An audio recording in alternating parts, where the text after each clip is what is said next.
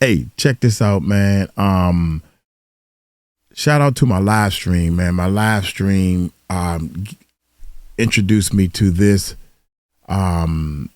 video, and this video is 3 hours long. It's longer than 3 hours, 3 hours and 17 minutes long. So we're gonna break it down. We always break it up to part 1, part 2. In this case, it's gonna be a part 3. The British Epstein Island, ELM, I guess that's Elm's Guest House, the most evil place on earth. Wow. I skimmed through some things, but I like to do a first time reaction with you guys. And I feel just as shocked as you all do when, because when I know what's coming, just like a movie, you know, this is a crime documentary, y'all, just to let y'all know it's a crime documentary. If you ever been hurt or if you ever been wrong done, and I think this is the best system. It's like automatically, God done put this system in place automatically. You can come to our live stream. You can just click and come to the live stream, right? Nobody knows you there. You know, you can see the numbers. You can listen to us talking. You can see other people coming out. You can see people changing their pictures. We laugh and talk, and you feel welcome. Once you feel comfortable enough, maybe you can come on and tell your story. We have professionals. We have professionals that are actually helping people. I was so happy when the lady came on and she barely talked. Will you go ahead and say what you got to say? She barely talked, y'all. You know, none of that goes on in the chat. I make sure that don't push nobody. So only thing I'm saying is the next day she said, thank y'all so much. I felt so relieved. I finally got a good night's sleep. When she said that, man, I was happy. Y'all don't know how good it feels to help people. Help people. It feels so good. God bless y'all.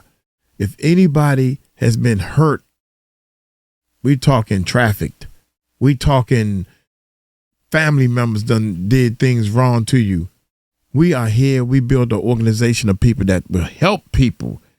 I'm not going to talk too much. I'm talking too much, y'all. I just want y'all to know that you're welcomed. You're welcome to our lives. The Music Recording Network Live. We are putting things together and we're going to start recording music. Don't think we forgot about that. Right now, we got other things that's very more important. So that's why we're doing these videos. So without any further ado, hey, man, let's check this bad boy out, man. Sit back and enjoy. You're helping the channel by watching these long videos, and we appreciate it. And you'll see in about 3 or 4 weeks, I hope I got to call the court system. But anyway, let's check it out, man. Here we go. Oh, this is coming from... There are some places in this world that seem to be evil. It's going to be a link below. Simple as that. Locations where negative energy is drawn to. Check out places where the unspeakable happens. Check out his channel and everything, man. I forgot to give a shout out to the channel that this is coming from. Y'all know how we do. Go over there and support his channel and everything and support what he's doing. One of those places is in a simple neighborhood in London, England. And it's the home of some of the most notorious conspiracy theories in all of British history. It's a quaint little house on a very normal seeming street, plagued forever by some of the darkest rumors, allegations, and accusations that the British public has ever been informed of. Walking down this street, I couldn't help but notice how normal everything was. How people passed by this home without a second thought.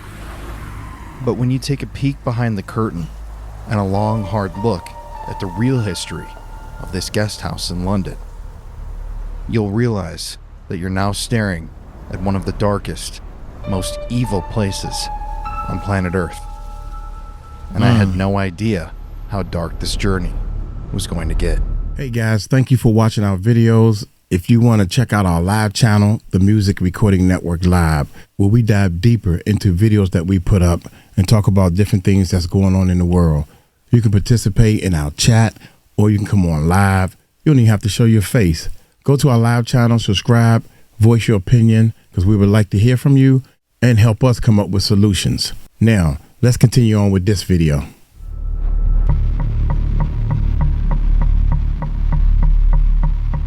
This is a father claiming that Scotland Yard covered up a son's murder, reportedly involving a Conservative MP. This goes back some years. You can't think of a more serious and grotesque allegation than that. We are, I think, in the early stages of a reckoning with our kind of past, of things happening on a scale and of a gravity which just a few months ago would have seemed unimaginable and almost too horrific to contemplate. It's here at Elm Guesthouse in South London that he says he faced his most violent experience. It was raided by police in 1982. Newspapers at the time said that at least 3 MPs were questioned. It was being used as a gay brothel, and it was alleged children as young as 10 were abused. In the 80s, it was reported officers found whips, chains and ropes. I was tied up here.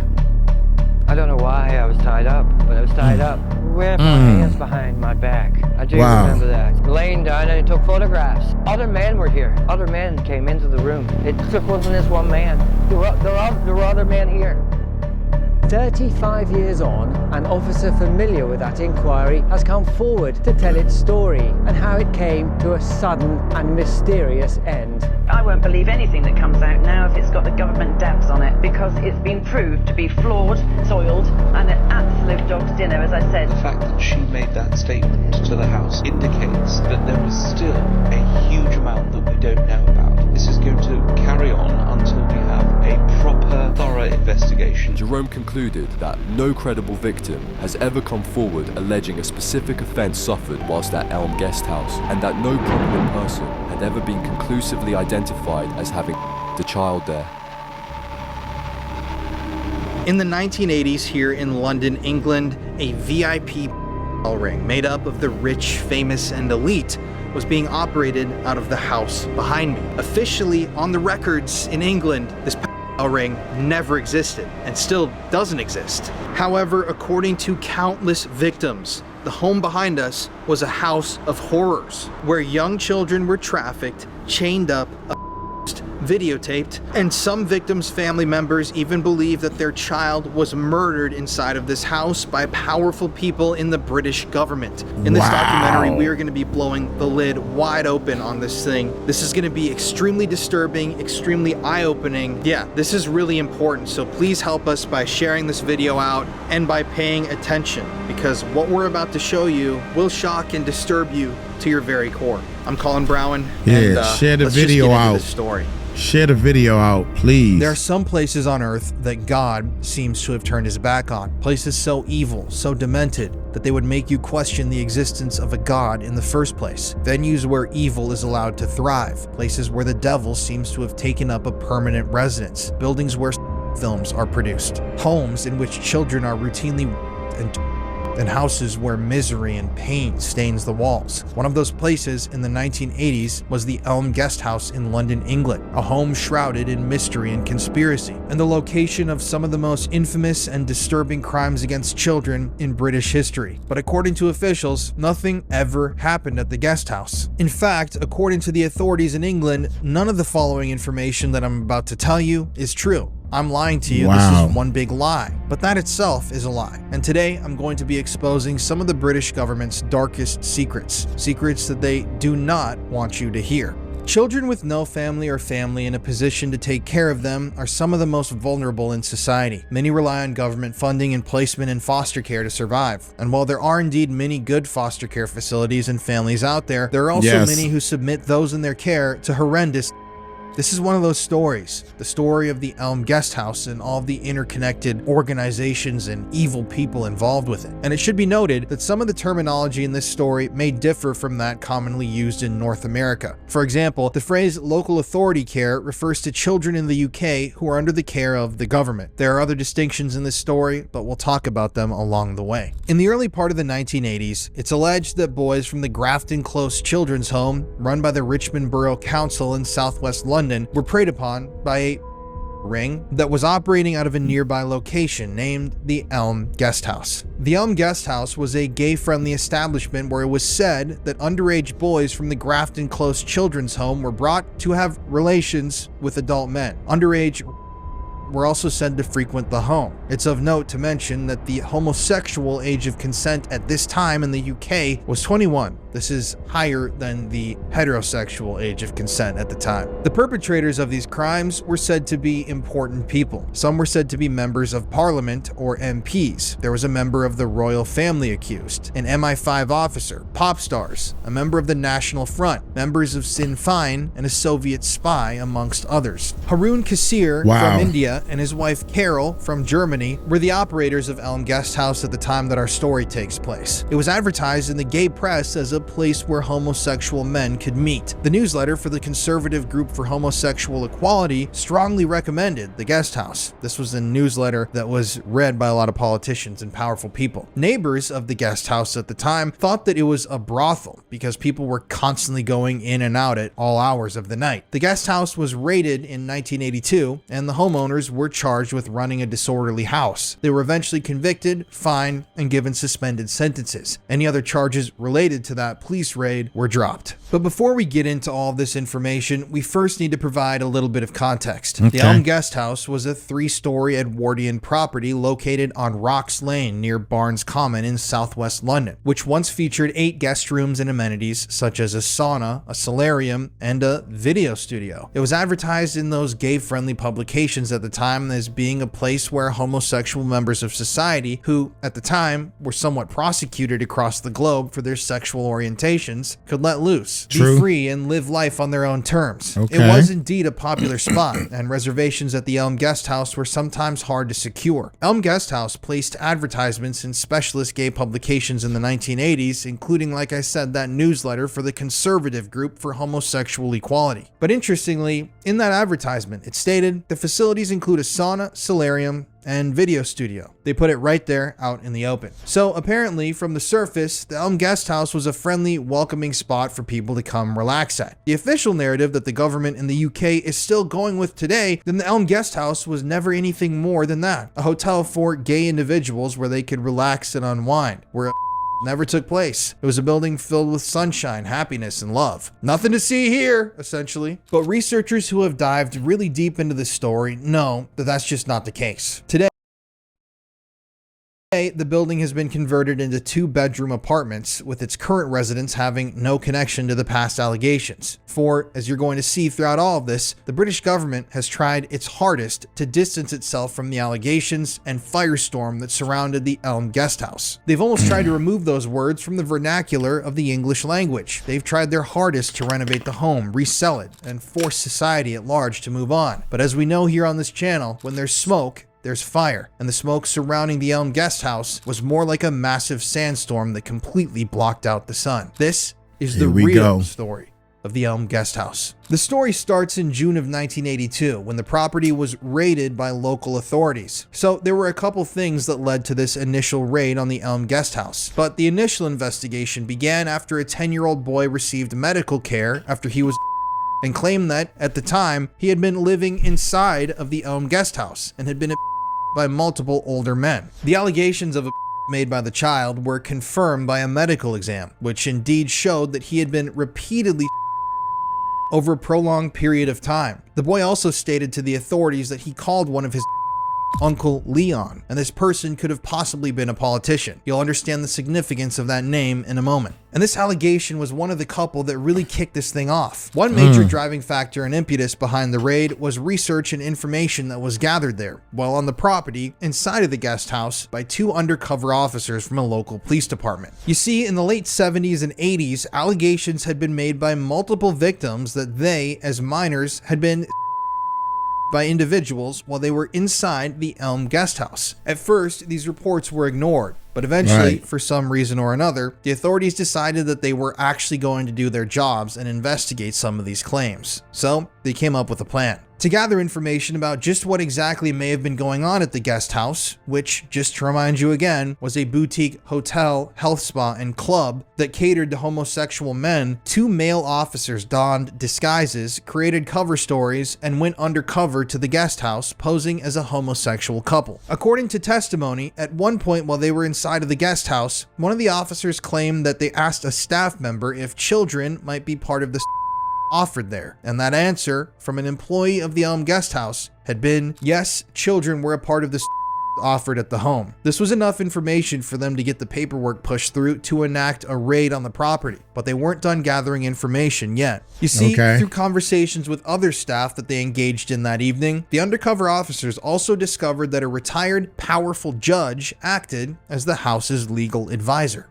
Weird. After spending the night talking to the predator members of the guest house that were in attendance that night, the officers were then formally invited to a sauna party the following week by one of the guest house associates. They were also told that around 200 guests would be attending. This, they thought, would be huge. Here you had a house supposedly filled with prominent individuals who were pimping out and for their use at their parties and in the in-house video studio. And now the 2 undercover officers had been invited to another gathering at the Predator Palace, a party with many more attendees and assumedly a lot of illegal things happening. And so, acting on this gathered intel, a date was set and a raid was planned by London authorities. On the evening of the bust, those same 2 undercover officers first showed up alone and entered the guest house, wanting to confirm that there was a party going on and to scope out the interior and check out the exact situation that they were going to be dealing with. But things didn't go as planned.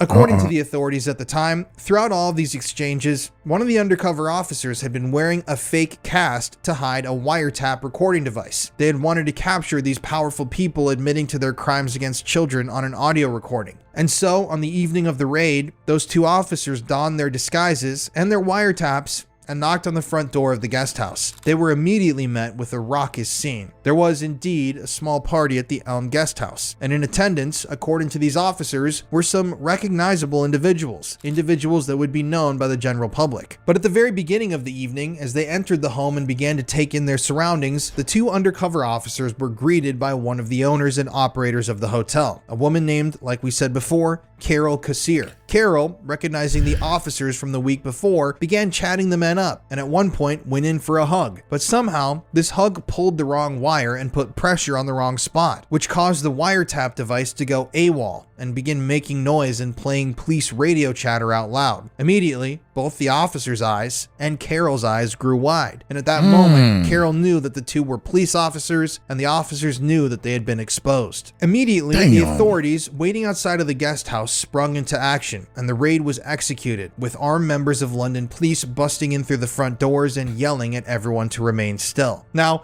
interestingly enough, to this day, we still don't know exactly what the authorities discovered inside of the guest house that evening. We don't have a full list of the names of individuals that were found inside the home. We don't have a list of the materials recovered. And to be honest, information in general regarding this raid is extremely sparse. There are barely any newspapers detailing this incident online and very few official reports. And in addition, the stories from the authorities about this raid and what happened / what they found that night have changed many, many times since the original reporting. It seems like the police had stumbled into a den of darkness that they weren't meant to discover, and they were about to be silenced themselves. But we do know a few key details about the guest house and the raid, details that were gathered from newspaper reports at the time, and some leaked documents and the testimonies of people that were involved. Following the raid, reports emerged claiming that visitors to the guest house were provided with a menu offering sexual services, including the ability to purchase sex with boys as young as 10 years old. According to testimony, the printed menu featured information about exactly which sex acts you could purchase, information about exactly who you could purchase those acts from, and prices for each. Now, according to the quote official story, I use the word official because it's not official, it's just a lie, a cover-up. Less than 10 individuals were snagged in this sting at the guest house. However,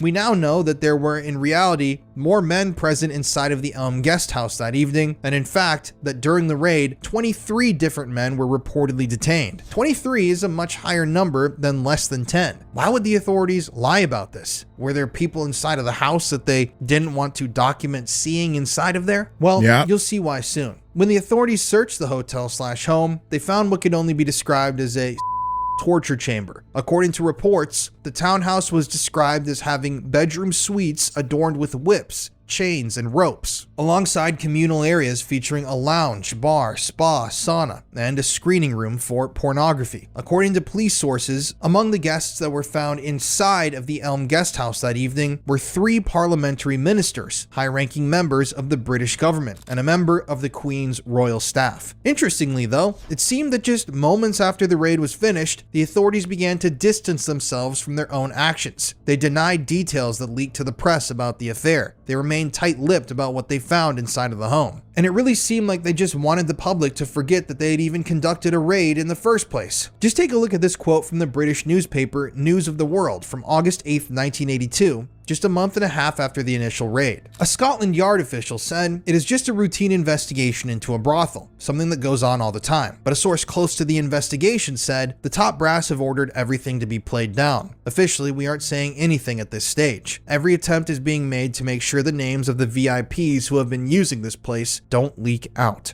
And with that, the cover-up had already begun before the affair had really ever started in the first place. In another newspaper article published on the same day as the previous article, the authorities flat out denied that anything out of the ordinary had been found during their routine check-in at the 𝗟𝗡𝗡𝗞𝗦 guest house. The article from the Sunday Times on August 8th, 1982 states, claims that a police investigation into an alleged homosexual brothel had revealed a possible security risk were denied yesterday by Scotland Yard. The Metropolitan Police confirmed that 4 people had been charged after allegations that gay sex was for sale at a London suburban guest house. The Daily Express reported yesterday that at least 30 men prominent in public life, including 3 MPs, were believed to have been named after undercover inquiries and that security officials were called in. But the Yard said yesterday that the special branch, which is automatically called in whenever questions of security arise, was not taking part in inquiries. As author Simon Dovey claims in his book, The Eye of the Chicken Hawk, which by the way is a book I highly recommend everybody read. I really want to get Simon on this show soon. He provided a lot of great evidence that I used in this script, so thank you so much, Simon. This cycle of information being released and then subsequently denied by the authorities can be explained. On page 117 of Eye of the Chicken Hawk, Dovey writes, "The mixed reporting appears to be the result of a pretty common phenomenon. Law enforcement officers at the operational level of an investigation leak information to the press, which is then subsequently denied in official statements given by their administrative superiors, who have to deal with the political ramifications." Now, interestingly enough, after this initial raid, the owners of the 𝗟𝗡𝗡𝗞𝗦 guest house, Haroon and Carol 𝗟𝗓𝗡, were officially charged for keeping a disorderly house and for the possession of pornography. However, later on, the charge for the possession of CP, by the way, I'm going to shorten that phrase, those words that I just said before, into CP to avoid censorship, so you know what I'm saying when I say CP, was dropped by the authorities after a total of 7 hours. 7 hours of video footage that was discovered and seized from the premises of the 𝗟𝗡𝗡𝗞𝗦 guest house was ruled as inadmissible in court. A court document from the Times states, "By agreement with the defense lawyers, the prosecution has slashed 8 hours of videos that were to be shown to the court to just 45 minutes. The judge made an order forbidding the press to say anything which might identify the child in the case. Reporting restrictions were not lifted." Immediately, that's incredibly bizarre. Here we have the authorities admitting to the fact that they had uncovered hours and hours of CP materials inside of the 𝗟𝗡𝗡𝗞𝗦 guest house, and yet they refused to prosecute the people who were officially in possession of it, and refused to do really anything about it at all. It's as if they found the CP, took one look at all the material, and then threw it in the trash and moved on. I do find it interesting that if a normal citizen is found to be in possession of materials like these, they're immediately arrested, added to a sex offender registry, and their lives are forever changed. But why did the charges against Carol and Haroon get thrown out? Could they have had powerful friends protecting them? Were they just the tip of the iceberg? You'll see soon enough. Now we have to move forward to the next year, 1983, the year after the initial raid of the 𝗟𝗡𝗡𝗞𝗦 guest house in 1982. In 1983, a Tory MP, or a British politician named Geoffrey Dickens, put together a list of names based on what he was hearing about what really happened at the Elm Guesthouse. Jeffrey, as it turned out, knew some things and had access to materials that weren't public information at the time, and had concluded that the predator ring rumored to be in operation at the time at the guest house was indeed very real, was very dangerous, and that something had to be done to stop these monsters from victimizing children. Jeffrey stated at the time that the list he was compiling would blow the lid off and expose a ring consisting of powerful and famous child predators that had infiltrated the British government and entertainment industry. After working on the list, gathering information and compiling evidence, the list was then given to the Home Secretary at the time, Leon Britton. Remember the name Leon? He's going to come up a few more times in our story. To put this into perspective for American audiences, the Home Secretary in England, Leon Britton's position, is a very powerful figure in the British government and is in a role equivalent to that of the US Attorney General or Secretary of Homeland Security. At the time that this list was received, Home Secretary Leon Britton acknowledged receiving the list by sending a letter to Jeffrey, the man who created the list, suggesting that the police had been informed and that the list was being passed on to the proper authorities. So to Jeffrey, who made the list, it seemed like it was going well. He had compiled this list, gathered all this information, handed it over to the top cop in England. He had sent him a letter saying, we're passing this on to the right people and we're going to get justice for these kids. And a newspaper report published in the Red Deer Advocate on August 25th, 1983 confirms this, stating several public figures have been named in a Scotland Yard dossier on child. A member of British Prime Minister Margaret Thatcher's Conservative Party said Wednesday. Jeffrey Dickens, a campaigner against CP, said in a radio interview that he has compiled a list of names and plans to disclose them in Parliament. The Office of the Director of Public Prosecutions confirmed it is studying a report on a police inquiry into a group called Information Exchange. Interior Minister Leon Britton has ordered a copy of the report by Friday. His officials said Jeffrey Dickens said the Scotland Yard report, like his own dossier, contains the names of a number of top people in public life and show business. Another newspaper article published at the time confirming this information stated British Home Secretary Leon Britton is studying allegations of a homosexual vice ring in Buckingham Palace, a government spokesman said Friday. The allegations came from MP Jeffrey Dickens, who compiled a massive dossier alleging that young males who joined the palace staff as footmen, cooks, or servants are being dragged into a web of vice. Vice and everything essentially meaning a predator ring. However, this wasn't the case. Nothing happened,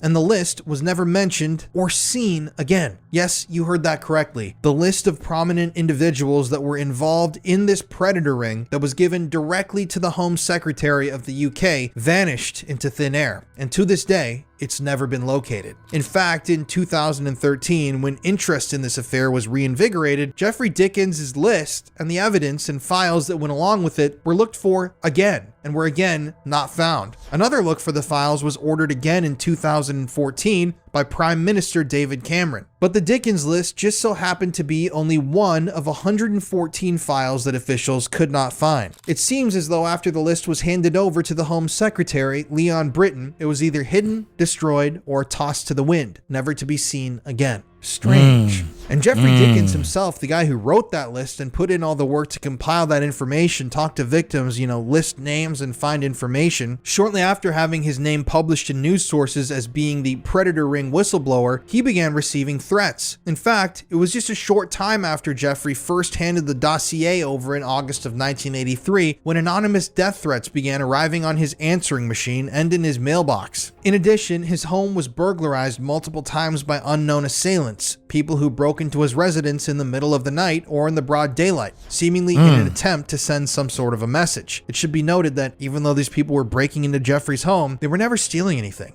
So, something to think about. A short while later, a notebook was discovered by the authorities, a notebook that belonged to a man that, at the time, was an on-the-run fugitive wanted for a triple murder named Arthur Hutchinson. When Arthur's notebook was examined by authorities, Jeffrey Dickens' name and other personal details, including his home address, were found scribbled on a lonesome page in the notebook. Taking this as a credible threat against Jeffrey's life, after this discovery, a security detail was placed on him for a number of weeks, until Arthur Hutchinson was eventually apprehended. So, did somebody give Jeffrey Dickens his name and information to this wanted murderer in an effort to have him killed and taken out? I don't know, it's pretty weird though. It seemed that at the time, trying to expose this predator ring had landed MP Jeffrey Dickens on a hit list, and things were about to get so much messier. In 1990, new information was brought to the attention of the general public through the investigation into the death of the 𝗟𝗡𝗡𝗏's former owner, 𝗟𝗚𝗡𝗡𝗏. Remember Carol, the woman who was running the 𝗟𝗚𝗡𝗏 at the time of the first police raid, who hugged the officer and set off his recording device? Well, she was found dead in 1990. She had allegedly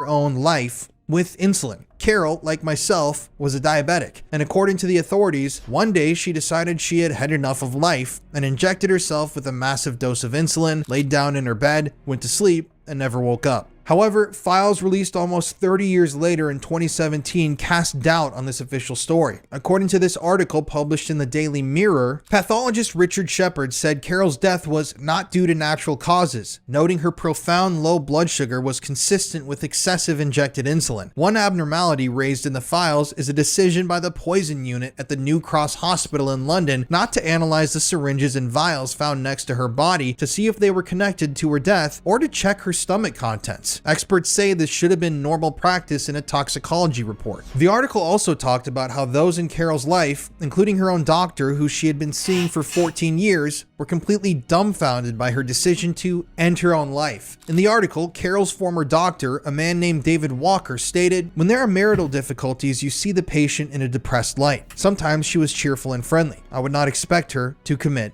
blank." But regardless of the mystery surrounding her own death, after Carol died in 1990, an individual from the National Association of Young People in Care, or NAYPIC, named Mary Moss called for a criminal investigation into the events at the 𝗟𝗚𝗡𝗏, and Mary Moss was about to blow this whole thing wide open. For years, Mary Moss had been working with underprivileged, abused youths to try help rehabilitate them and help them get over their struggles. And it was through her work and her work associations that Mary had become acquainted with children who had allegedly been victimized at the 𝗟𝗚𝗡𝗏, and eventually 𝗟𝗚𝗡𝗏𝗏's, the 𝗟𝗚𝗡𝗏𝗏's previous owner. During the subsequent investigation, after oath, Mary Moss testified and told the authorities that Carol had told her in 1989, the year before her self-unaliving, that she was still in possession of proof of the events that occurred at the 𝗟𝗚𝗡𝗏. Mary even stated that Carol had showed her some of these CP images that she had kept, which depicted recognizable members of the British government posing with children. According to Mary, Carol, in total, had claimed that she was in possession of photos and videos of various visitors to the 𝗟𝗚𝗡𝗏, one of whom was a bishop. Mary also testified that the 𝗟𝗚𝗡𝗏 was being supplied children by a number of foster homes and care homes in the London area, including an organization known as the Grafton Close Children's Home. According to a newspaper report at the time published on August 10th, 1990, in the Surrey Comet, speaking of the Grafton Close Children's Home, quote, "It was alleged the home, run by Richmond Council, supplied boys under the age of 14 to the gay guest house, or the 𝗟𝗚𝗡𝗏, during the early 1980s, said to be frequented often by top MPs and judges." But how exactly did kids from Grafton Close end up at the 𝗟𝗚𝗡𝗏? Well, according to Mary Moss, 𝗟𝗚𝗡𝗏𝗏 had been involved with a group of pornographers that were linked to the Grafton Close Children's Home management and had been in fear for her life in the days, weeks, and months leading up to her random death. During this inquest, it was revealed that an ex-boyfriend of Carol's had also claimed that she had told him that she had several photographs of VIPs at the guest house committing various acts with underage boys, including photos of Cyril Smith, a politician that we'll talk about in a moment. According to the ex-boyfriend, Carol had said that she was offered £20,000 by somebody for the photographs, but she thought that they were worth more. The photographs were said to be locked up in a safety deposit box at one of the Royal Bank of Scotland branches. But just like always in these stories, that safety deposit box was never located, and the photographs in question were never recovered. There was also a man named Christopher Fay who appeared during the investigation proceedings alongside Mary Moss, the whistleblower, who claimed that Carol had showed him evidence of the predator ring's existence as well. According to a newspaper report at the time, Christopher stated that Carol had personally shown him a photo of, quote, a former Tory cabinet minister in a sauna with naked boys, and that, quote, a bishop, a high court judge, social services director, and top businessmen were also among those captured on video at the hotel.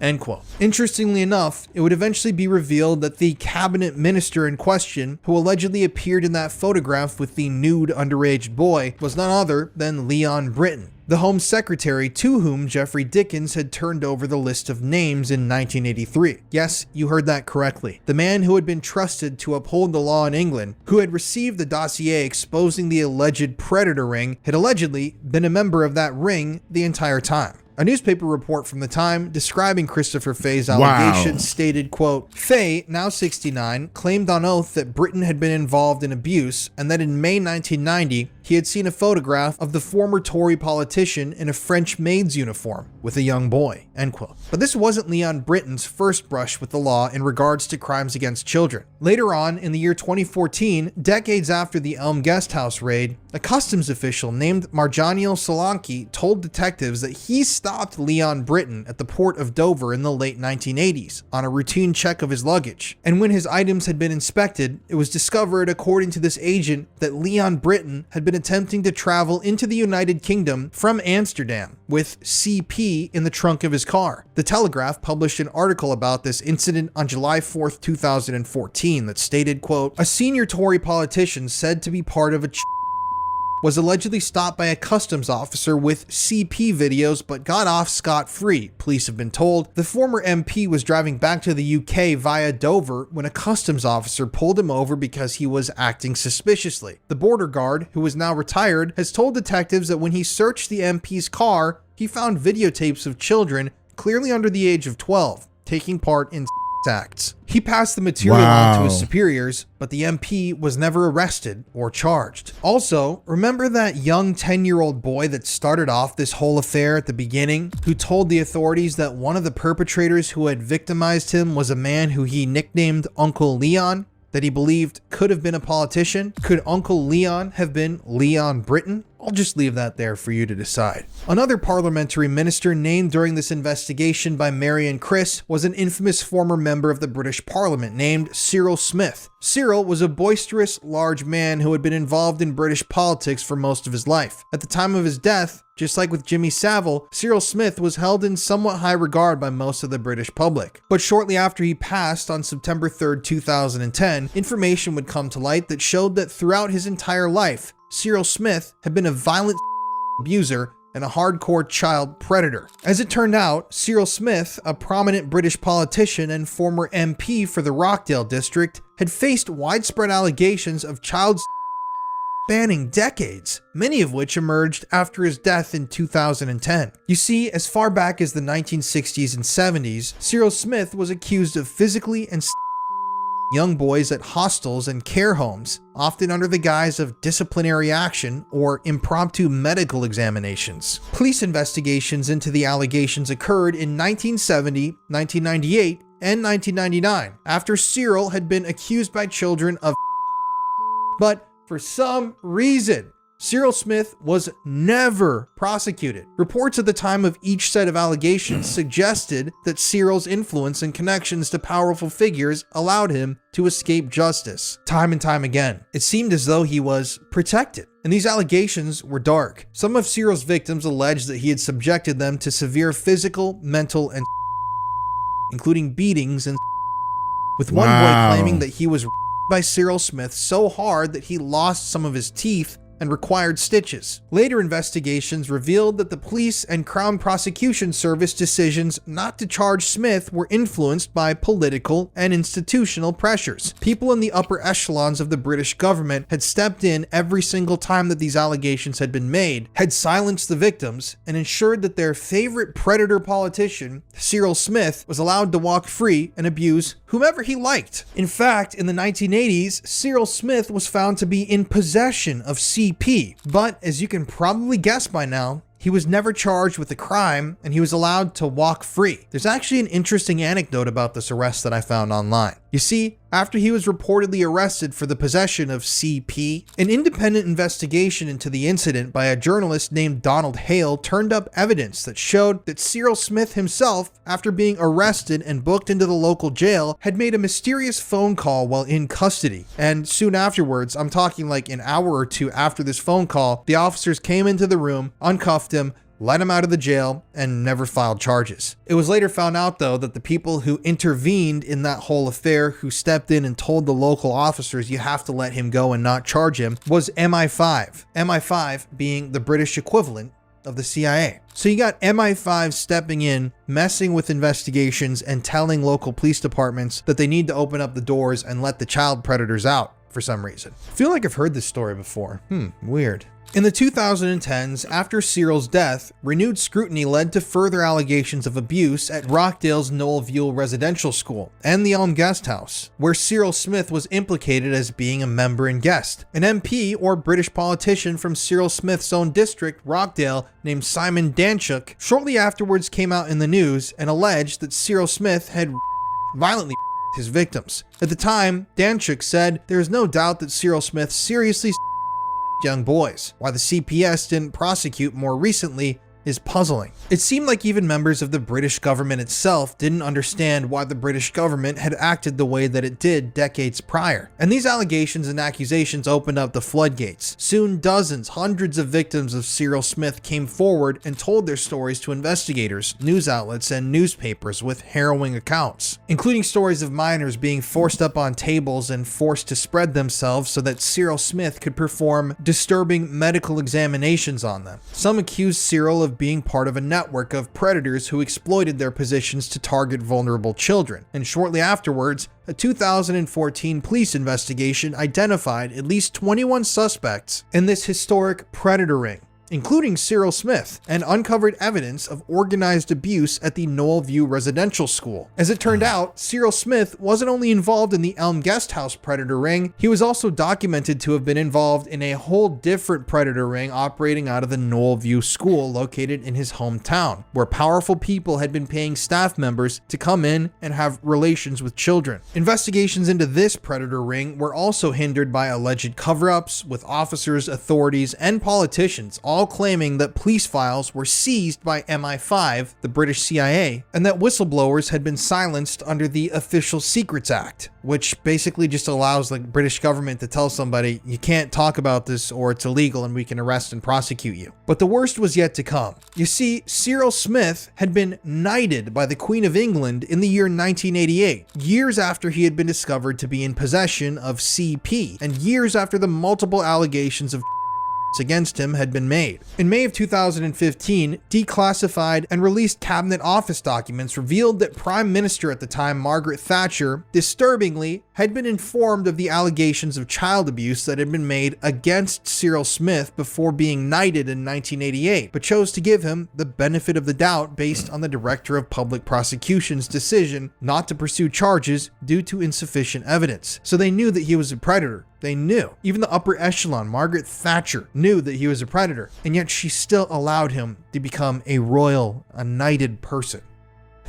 Shortly afterwards, a BBC Newsnight investigation exposed that Cyril Smith had been arrested in the early 1980s for his involvement in a predator ring separate from the Elm Guest House ring, and even weirder, it turned out that somebody in the upper echelon of the British government had called the local police who arrested Cyril for his involvement in that predator ring, and this official ordered these police officers to destroy all evidence related to that predator ring. And officers who had seen and interviewed victims and heard testimony were forced to maintain silence about what they had seen and uncovered because of that Official Secrets Act. Further reports indicated that Cyril Smith had once again at one point been arrested by Northamptonshire police on charges of but had been released again quickly under similarly mysterious circumstances. In 2015, a retired police officer alleged that he was threatened into silence by officials in the government after he discovered Cyril Smith at the home of a known sex offender with 2 intoxicated teenage boys and a plainclothes police sergeant. The officer claimed he was later summoned to a meeting at Stockport Police Station, where he was explicitly instructed to remain silent about the incident by his superiors, which had been triggered by a complaint of lewd behavior witnessed by a newspaper boy in 1988. And just to remind you, all this information about Cyril Smith really became public knowledge after his death in 2010, 20 years after the allegations against him were made by Mary Moss and Christopher Christopher Fay during the investigation into the death of former Elm Guesthouse owner 𝗟𝗢𝗡𝗞𝗦. But let's get back to the Elm Guesthouse. So the inquest into the death of 𝗟𝗢𝗡𝗞𝗦 was held, but nothing ever came from it. Her death was labeled as a self-unaliving, and the public moved on. The details were sealed, the allegations were forgotten. But 2 years later, more news would emerge that was incredibly disturbing. You see,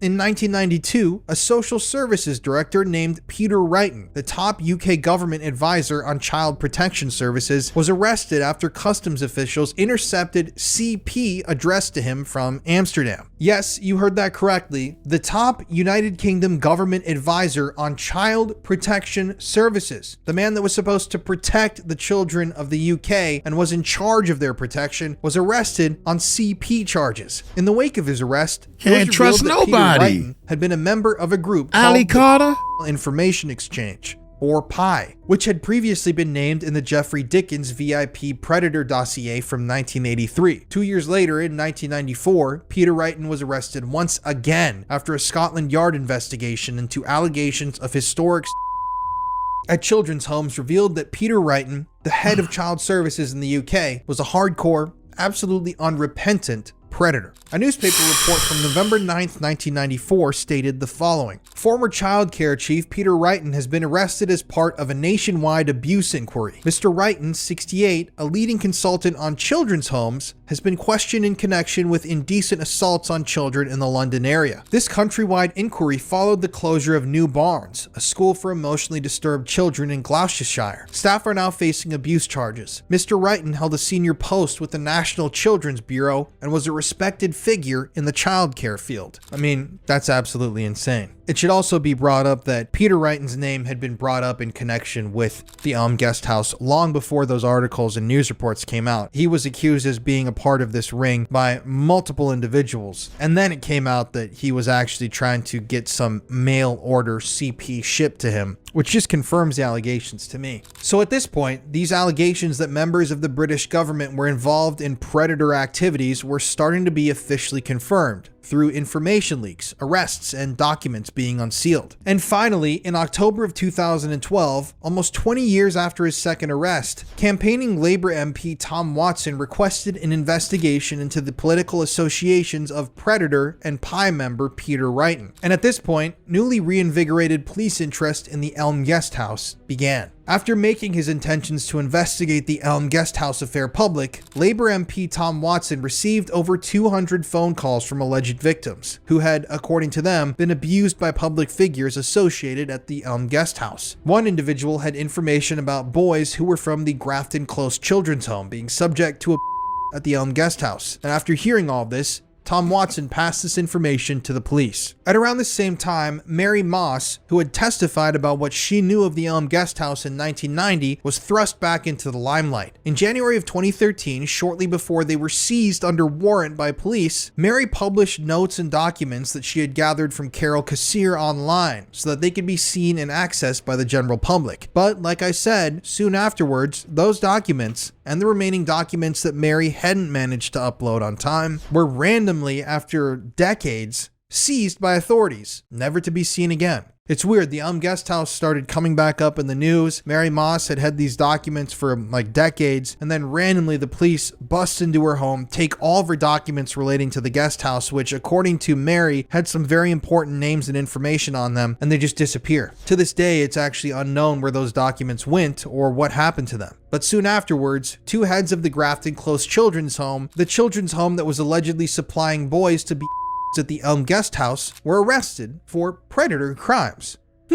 Strange. It seemed like every single day the allegations that had been made for decades were becoming less like allegations and more like a despicable reality. Shortly after the arrests of those two men who had been in charge of the Grafton Close Children's Home, Mary Moss accepted an invitation to be interviewed by news station ITV, and during this interview she claimed that the Elm Guesthouse had been used to make CP. According to an article published on February 7th, 2013 in The Independent, quote, asked who visited there, Miss Moss, a former chair of the National Association of Young People in Care, said MPs, all sorts of prominent people. It was a CP racket. I don't think that necessarily anyone would be accused of just simply being perverts. This was a money-making business. She added, one of my cases that walked into the office was a young boy who had been there, and another case was a young boy who had been in another children's home, and it was all linked up. In a nutshell, he, the abuse victim, was at Grafton Close Children's Home and procured for the Elm Guest House, where they were filmed to make CP, which was then distributed. Those documents that Mary Moss leaked online were important. They helped to tell a more complete story of the Elm Guest House, a story about how exactly the place came to be a bona fide predator palace. According to the leaked documents, 𝗟𝗓𝗡𝗞𝗦, the former owner and operator of the Elm Guest House, had stated that two men named Terry Dwyer and John Rowe had persuaded her to renovate her townhouse into a spa and sauna facility for members of a group called Club Spartacus in the year 1979. We'll talk about Club Spartacus at the end of this episode. But just for context, it's a predator organization that was in part founded by and associated with one of the most infamous predators in American history. But we're going to wait until the end of this episode to discuss that. According to these documents, after agreeing to these renovations and agreeing to convert her home into a meeting ground for Club Spartacus members, 𝗟𝗓𝗡𝗞𝗦 had been put in touch with a man named Peter Glencross, who was a close associate of a known violent predator named John Stamford, who acted as the commercial agent for Spartacus International. To provide proof for these allegations, it should be stated that at the time of this raid, and in the years before it, the Elm Guest House had displayed a sign out front which read Club Spartacus. This is a known and reported upon fact that is often left out in the stories of this place. In addition, letter correspondence from Spartacus International addressed to the Elm Guest House, dated from 1981, exists as well. A report from Exaro News, published on February 2nd, 2013, confirms this information, stating Mary Moss's papers seized by police name the man who helped turn a guest house into a predator brothel allegedly used by MPs and other VIPs. Exaro can reveal that the key figure who persuaded 𝗟𝗓𝗡𝗞𝗦, co-manager of the guest house, to create a haven for homosexual men to have sex with boys is Peter Glencross, who was part of an underground predator network called Spartacus. Files seized by police relating to the Elm Guest House were leaked online at one point, and notes on records from an Elm Guest House sign-in book were included amongst the photos and documents. Some of the people who allegedly signed into the guest house on these leaked documents were amongst the most powerful in England. Among those named, under alleged monikers, Royal Staffer Anthony Blunt, Cyril Smith, Leon Britton, blah blah blah, there's so many people on these lists. At this point in 2013, the allegations surrounding the Elm Guest House had built up into a frenzy, and the authorities in England knew that they had to do something to appease the public who were crying out for justice. So, in February 2013, the Metropolitan Police in the London area launched an infamous investigation that would come to be known as Operation Fernbridge, that aimed to investigate and expose powerful predators in the British establishment that had been allowed to get away with their crimes for decades. But as it turned out, the authorities had already begun investigating this alleged predator ring back in 2012 under the name Operation Fairbank. During this investigation, authorities had attempted,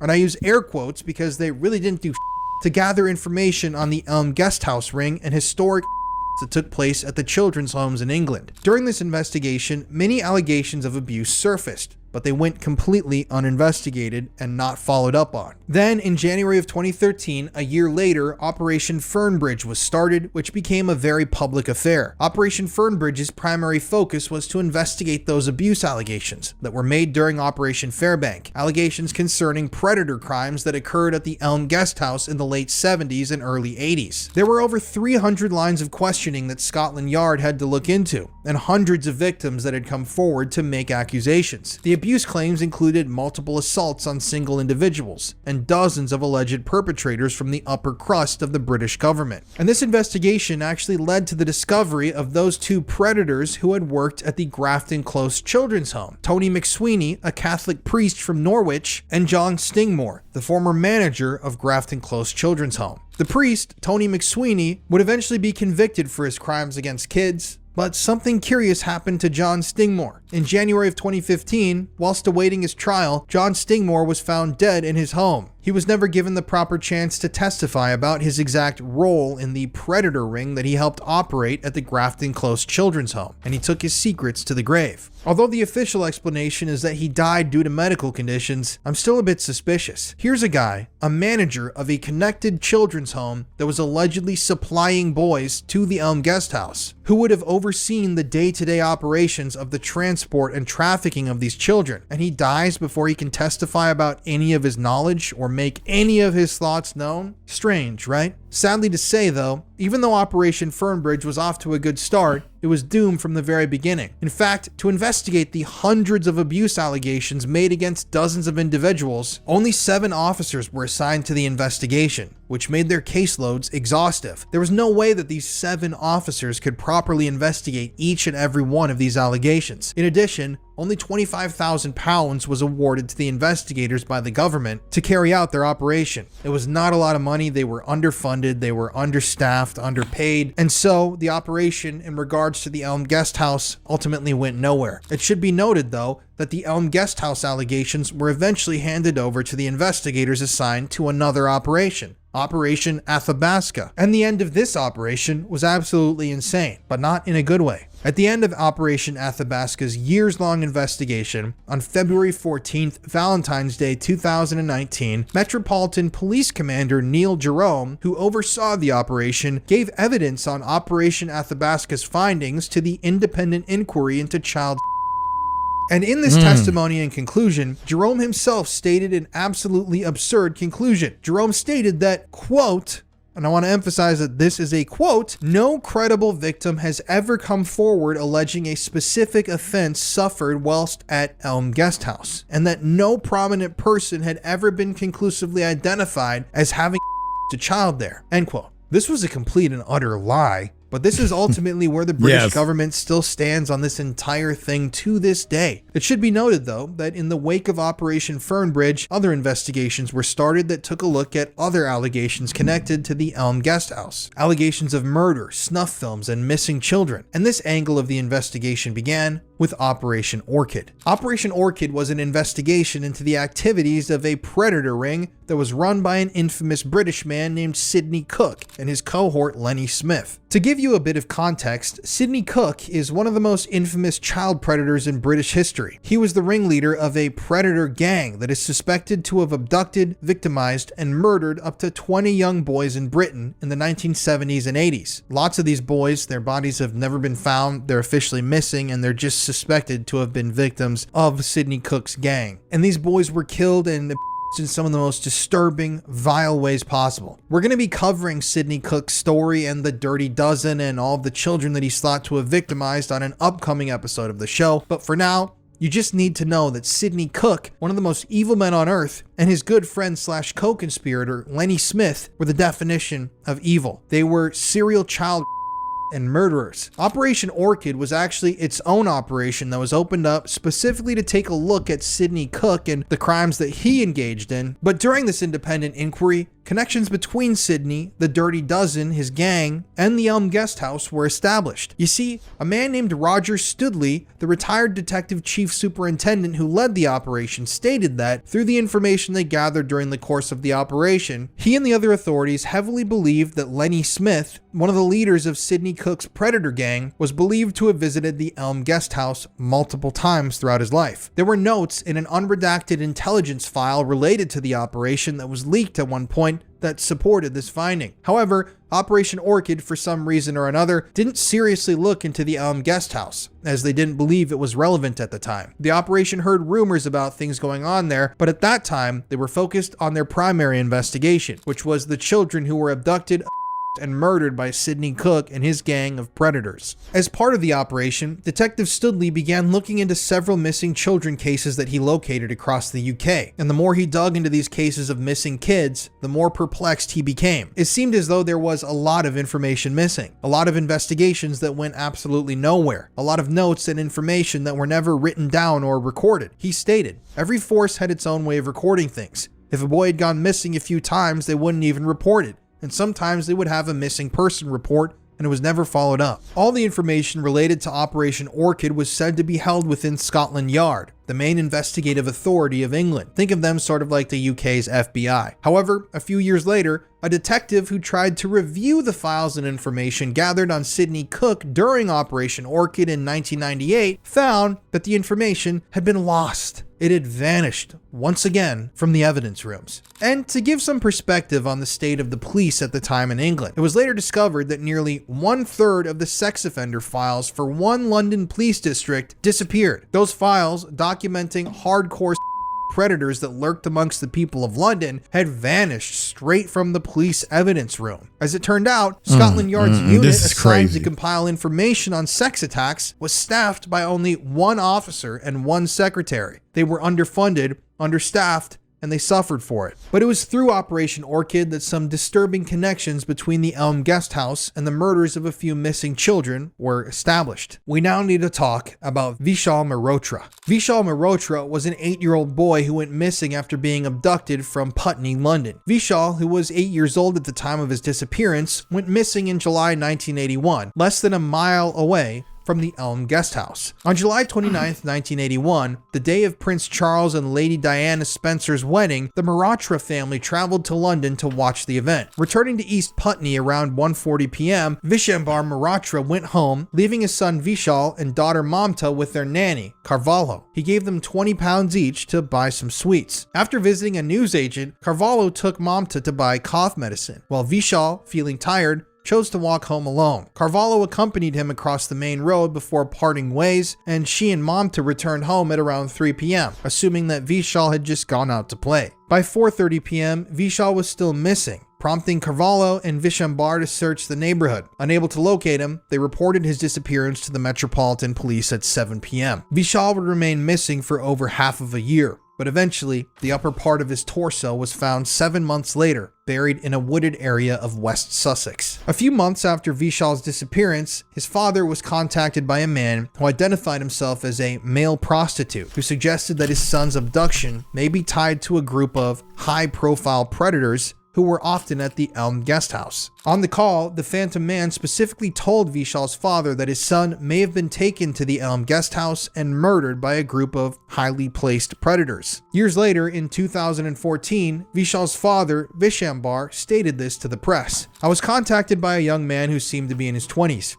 He told me he believed 𝗗𝗗 may have been taken by predators in the Elm Guest House near Barnes Common. He said there were very highly placed people there. He talked about judges and politicians who were little boys." The phone call was taped and was passed on to detectives, but 𝗗𝗢𝗡𝗡 was told not to think too hard about it because the police believed this was nothing more than a prank phone call. And because of this conclusion that the whole thing was a prank phone call, the allegations were never looked into. The man who reached out to 𝗗𝗗's father, who has never been publicly identified, also told him that he had already informed the police about the activities of politicians, judges, and other high-profile people who were victimizing boys at the Elm Guest House. But no one ever followed up with this man on his statement. It's still, like I said, an uninvestigated lead. There was also another child who had gone missing from an area very close to the Elm Guest House 2 years earlier in 1979. And this is disturbing. The child who disappeared was named Martin Allen and was the son of Chief Chauffeur of Australian High Commissioner Sir Gordon Freeth. That's right, Martin's family worked in politics and were in close proximity to politicians every single day. In fact, Martin's family lived in the caretaker's cottage located directly on the grounds of the commissioner's residence. So not only was Martin's family directly tied into the political orbit of powerful people in London at the time, but they also lived on the same property as one. In newspaper reports at the time, it was reported that Martin's father, immediately after his disappearance, for some reason or another, believed that his son had been abducted by a gang of predators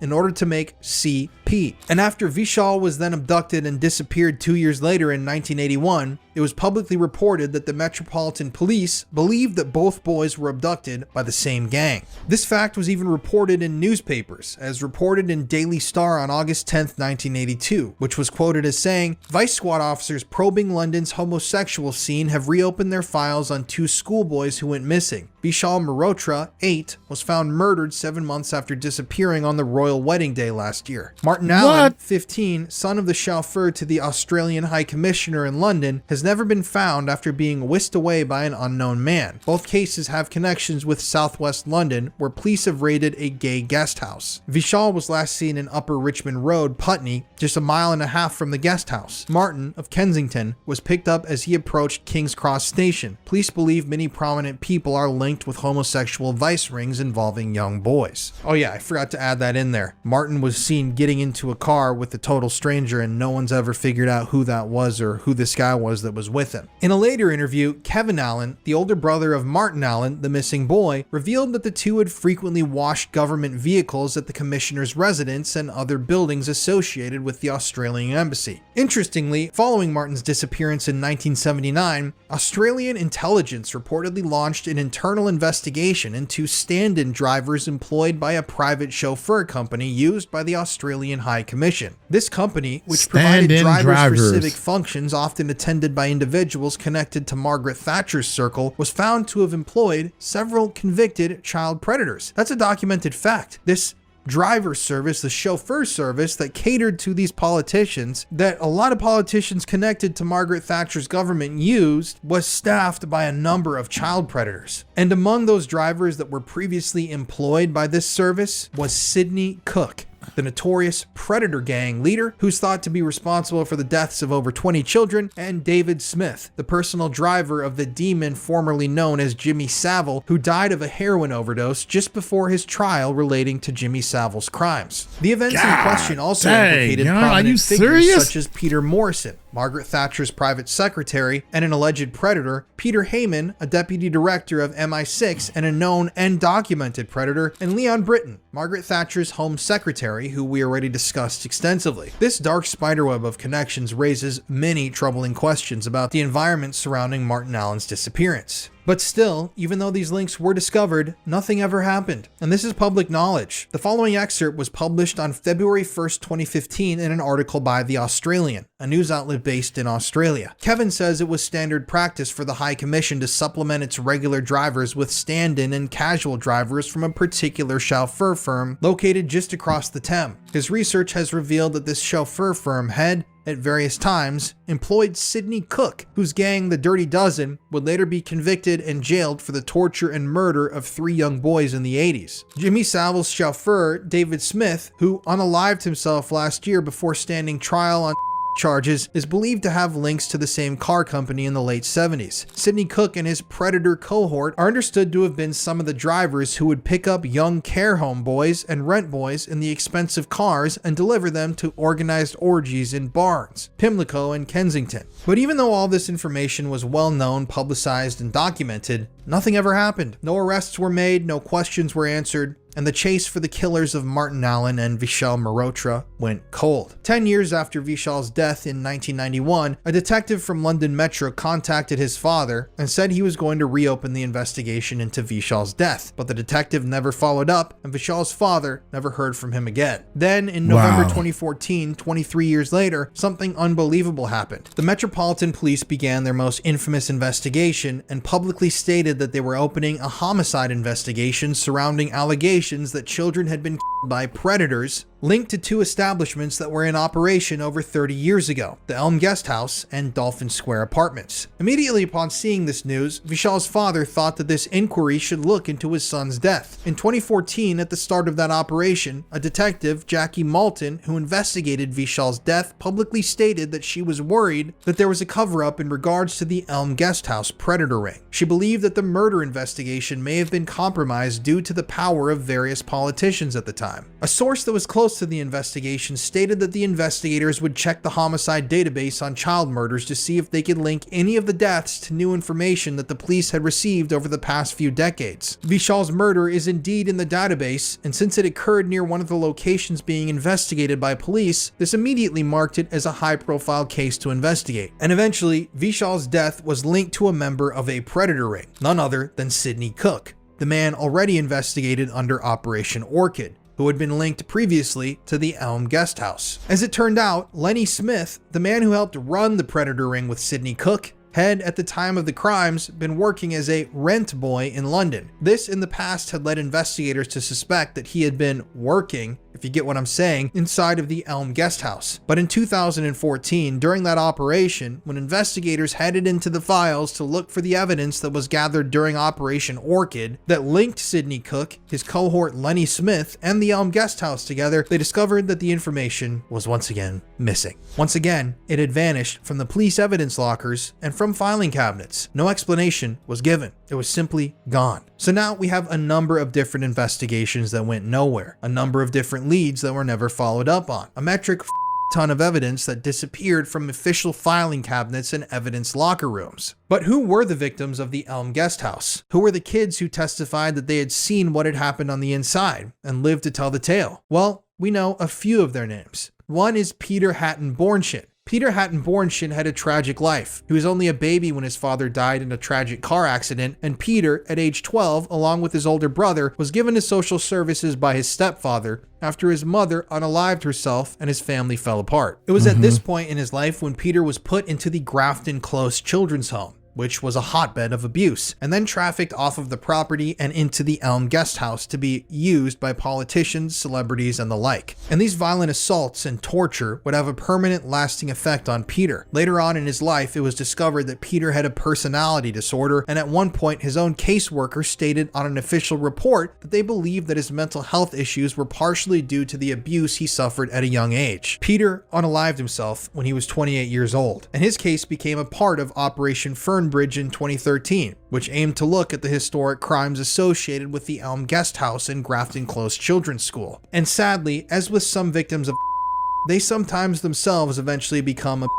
and the cycle continues. An individual from Child Protection was well aware that Peter was his own children and was trying to get him arrested at the time that he unalived himself. According to the Scottish Daily Mail, quote, "A child protection campaigner told us this week Peter was a victim at Elm Guest House in the 70s, but by the time I knew of him in the 80s, he was he had been groomed as a child, but he crossed the line at some stage. As an adult, he was organizing the of kids. By the mid-1980s, we were pushing for his arrest. We weren't treating him as a victim anymore." Then there's the older brother of 𝗗𝗢𝗡𝗞𝗦, whose name has not been publicly revealed. Peter's older brother was 13 at the time the started for him at the Grafton Close Children's Home and at the Elm Guest House. He stated that the boys were given alcohol before being stripped down and forced to pose for nude photographs while wearing skimpy fairy costumes. Some of the men that he stated he was by that were present at these photo and alcohol parties were MPs or British politicians. And according to him, after the photographs were taken,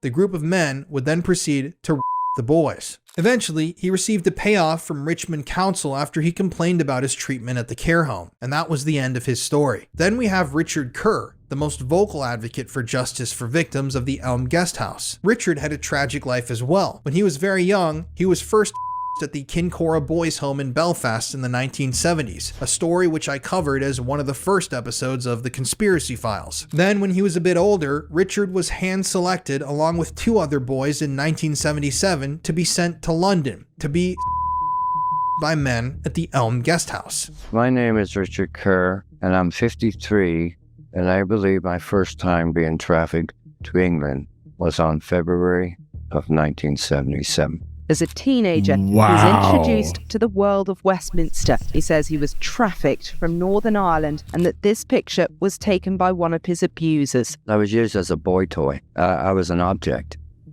a sexual object. They were men who had control and power over others.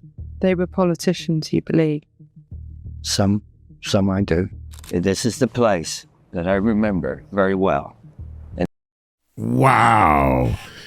This is the guy that started the whole in the beginning of this segment, man. This is part 1, y'all. We're gonna cut it right here. That way y'all get some juicy. Gotta leave you with a cliffhanger so you can come check out part 2. But one of the things that's interesting, that's kind of interesting to me is the kids that been abused and hurt and tortured or gaslighted, or they end up so, I don't know, so messed up in the head that now they doing it. This dude committed suicide. You know what you're doing is wrong. You know what happened to you, like a 𝗟𝗡𝗞𝗏 and other people. You know, if you know it was wrong, it's not your fault. It's their fault. Come to us and let us help you so we can get a clear understanding, because when we start attacking these people, I'm sitting here watching this, right? And imagine all the family members that are abusing these little kids and they don't know where to run for help. They don't even say nothing to they friends in school, elementary school, junior high school, Little girls that's in junior high school and they uncles that don't have a place to stay can't help themselves and start hurting somebody. Don't let me find out. Are you sure? 3 strikes you out. That's what I'm going to start saying, man. 3 strikes you out. Look, stay tuned for part 2. I'm going to get on up out of here. Y'all take it light, take it slow. Tell them Uncle Mike told you so. It's a shame that people that's deep in the government, the police officers that's supposed to be helping kids, the highest person helping kids is the one that's hurting the kids. We got to do something, y'all. Aren't y'all tired of this? I know I'm tired of it. I'm sick and tired of it. Peace out.